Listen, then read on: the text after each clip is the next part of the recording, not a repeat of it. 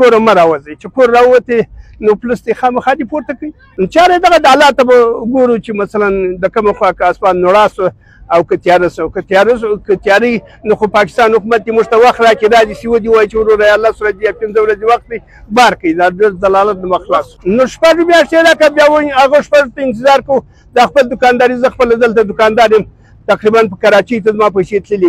بله خوا تللي سند ته تللي پنجاب ته تللي افغانستان ته تللي ایران ته تللي پیسې رانه وړي دي اوس دا قدر ولاکه لرو چې د موټر کرایه خو دا فرق هغه باندې واوړو بارډر باندې یاره تقریبا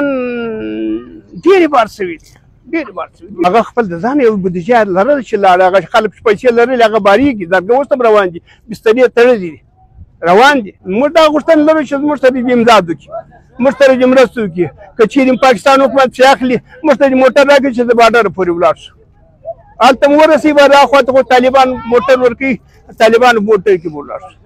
او دلته خو نور سهولت نشته اولاد نو دی د کور نشي وتی زما زوی دلته تللی و په ولا ازرګنجي ته تللی و هغه هندواني و خټکي یې راوړل هلته یې نیولې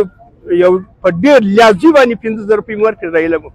بل یې نیولې 2,000 روپۍ مې ورکړې رایله که بل یې نیولې 1500 روپۍ په سکوټر باندې رایله پلس کاروایي شروع خامخا صاحب یې لري او سړی نه لري نو خو هلته به طالبان دي په انشاء دي امداد مرسته وکړي خوشحال دي که ونه کړي خاورې خو نشي خوړي ماران خو نشي خاورې وخوري نو هلته چې موږ ته کور جوړ نه کړي موږ ته مځکه را نه کړي د افغانستان دښتې لږ دي دا دښتې دي چارې اوس سړي د 15 جریبه مځکه ورکړي نو هر سړي به خپل ژوند زندګي پرې برابر وي او د انشار یا مثلا موسسې والا برما ورته وباسي وروره ژوند زندګي به در چا برابر وي نو به دومره ځلار نه به ایران ته ځغلي نه به پاکستان ته ځغلي نه به جرمني ته ځغلي نه به بله خوا ته ځغلي یاره تقریبا 15-40 کاله کېږي زما یو زوی دی 4 میاشتې راغلی و د خدای مال 14 اولاده لري لږ وخت کېږي که ډېر خو باید پاکستان حکومت دې ورکړي موږ خو شناختي کارت مهاجر کارت یې راکړي شناختي کارت ته موږ څه ضرورت نو دوی راته ویل چې شناختي کارت د شناختي کارت دا پورته دی اوس هغه کنسل شوی دی اوس یې څوک نه مني که لري هم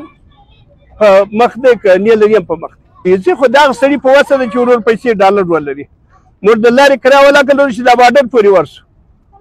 دغه د بارډر کرایه ده 1.5 لک روپۍ و دلته مازه غواړي چې بارډر پورې لاړ شي دغه بارډر ته اولادو خرڅ غواړي خوراک غواړي مریضان دي کور کې هر څه دی سړی ولاکه چې په کور کې یو دوه مریض ونه لري نو برباد خو نه دی تباه دی دغه هلکان دلته په سکول کې وایي زما لمسی دی په هغه انار ګلۍ کې